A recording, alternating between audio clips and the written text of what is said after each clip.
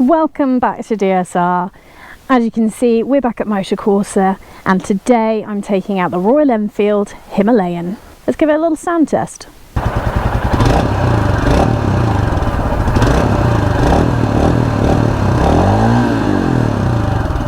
Before we go any further, let's roll the intro.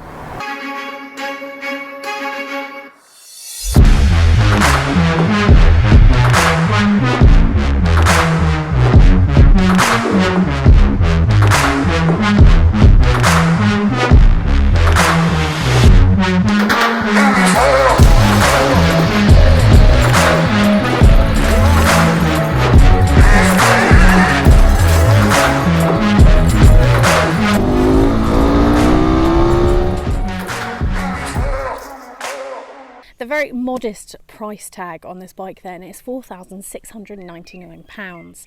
Now, given when it was first released it was £4,200, that's not bad. Improvements over the time then with this bike include that tripper navigation, but also include a switchable ABS, so you can switch off the rear ABS when you're going off-road. Additional changes also include the multitude of colours and customs you can now go for on the Himalayan, including this new green. I think it's called the pine green. In terms of styling, they've stuck with the retro and also rather quite military-esque, I'd say, not just because of the camo on this particular colour scheme. Other add-ons include increasing the size of the windshield, which has made the world of difference actually. I found myself very comfortable on the dual carriageway just because the wind was going right over the top of my helmet. Royal Enfield have prepped the bike for off-road use, including the addition of knobbly tyres. They are Seat Grip XL tyres. I know a lot of Royal Enfield users have switched them over to some of the Michelin knobbly tyres instead, just to increase that grip off-road. In terms of more long distance travelling, the bike is equipped to get some luggage on the back. It says max load capacity of 7 kilograms on the rear. Additionally, it's a 15-litre fuel tank. The bike is incredibly user-friendly with only an 800mm seat height. Pair that with the fact that it's a narrow tank, narrow seat as well.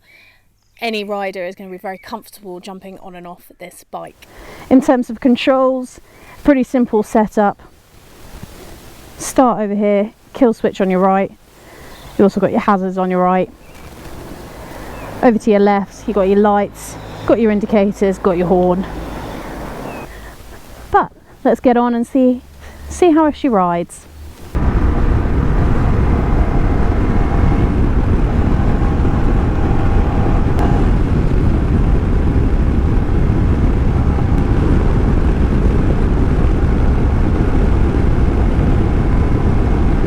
Speed limit is not something you feel comfortable doing on this bike. You know, I can feel that already.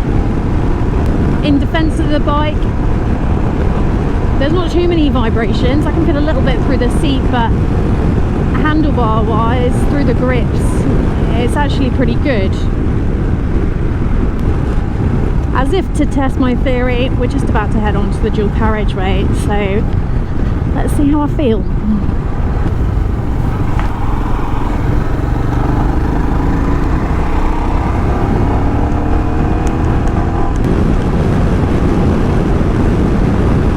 To be fair, it's not that bad.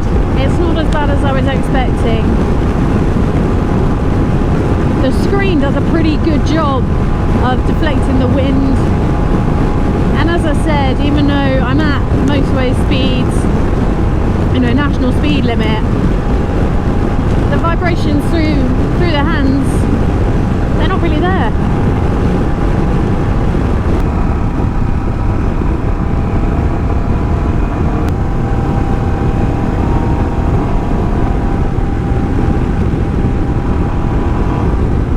This bike is Royal Enfield's answer to an adventure bike, and you can kind of see the appeal.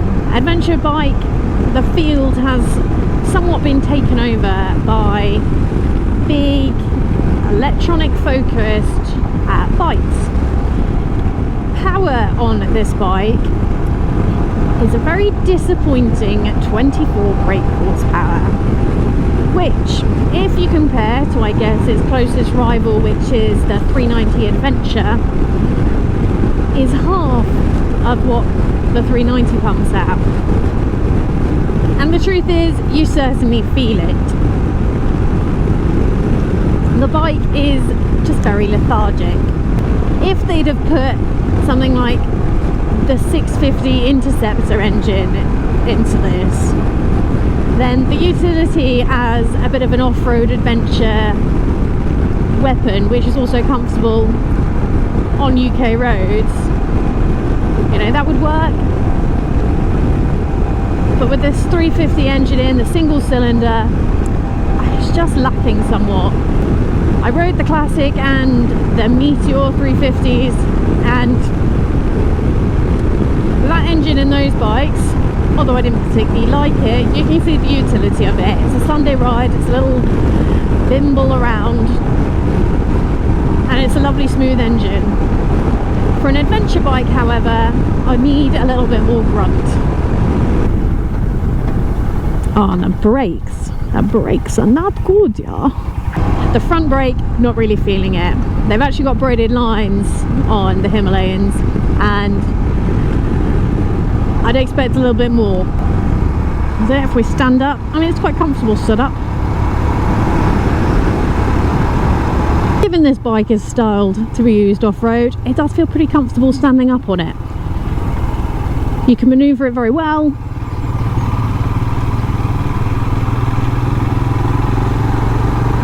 I think probably on these kind of back roads and a little bit of green laning, it will certainly come into itself.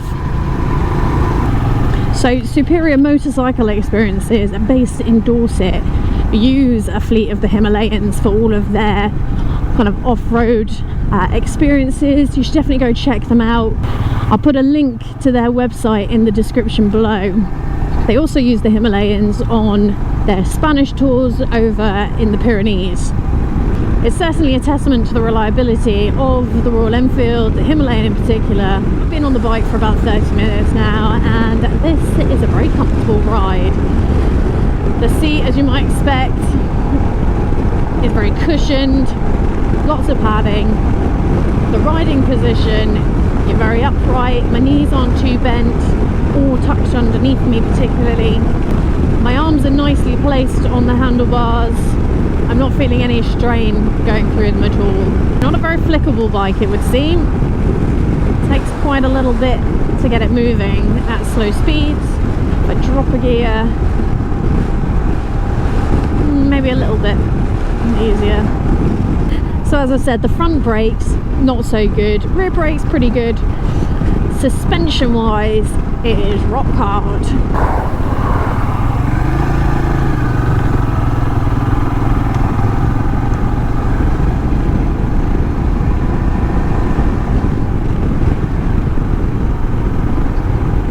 The indicators are quite deliberate, which I like, but do take quite a little bit of pushing to be able to turn them off. The dials do seem quite dated, but in reality you don't need anything else on them. You've got your speedo, you've got your rev counter, fuel gauge, your little compass, and as I said before, there is the little sat nav taken from the Meteor 350. That one is utilised by connecting it to your app, your Royal Enfield app, and it gives you the Google step-by-step kind of turns, left turn, 100 metres, etc. On the screen we do have a gear indicator. We've got the outside, the air temperature, which I had heard is about 10 degrees off. It's saying 18 degrees. I don't think it's quite that warm. Not sure it's 10 degrees off though. You've got the time on it, and also you've got your miles covered. They're the same circular mirrors that you get on the other 350 models. Actually plenty of visibility, not too many vibrations through it. Actually give you a very good clear field of view.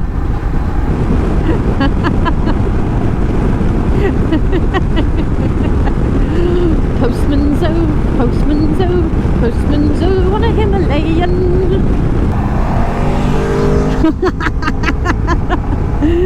And that's my review of the Royal Enfield Himalayan. Thank you very much for watching.